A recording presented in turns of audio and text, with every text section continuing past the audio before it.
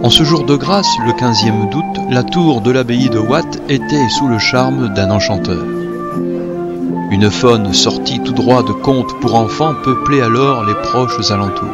Des créatures du diable, barbares et autres torturés par le malin, croisaient en ces lieux les visiteurs nombreux d'un autre jour, de notre époque.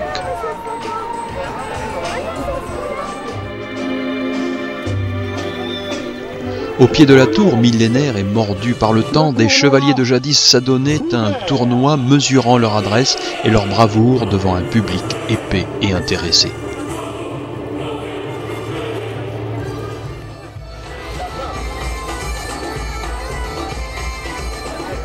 Les bons esprits des sous-bois donnaient ici l'adresse de ses mains au potier, là l'habileté à la fileuse de laine, plus loin l'imagination au peintre sur cuir, ou la verve au conteur.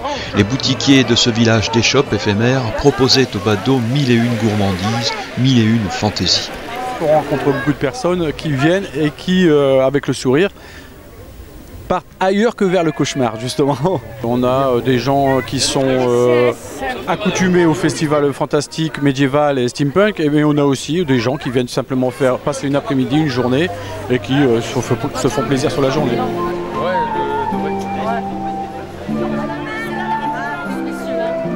Loin des croisades d'antan, un templier s'est installé là avec ses pièces de bois que le malin de la forêt a laissé donner forme pour le bonheur des yeux des badauds.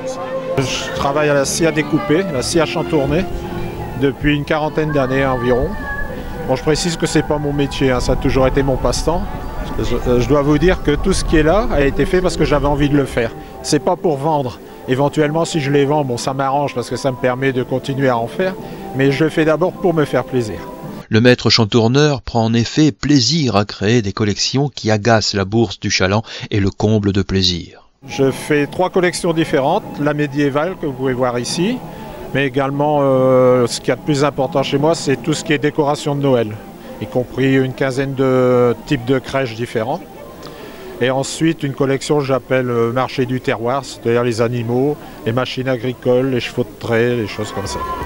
Est-ce le Templier qui a rapporté des chameaux de ses campagnes? Peut-être. Toujours est-il qu'une mini-caravane traversait le village de la Tour Enchantée.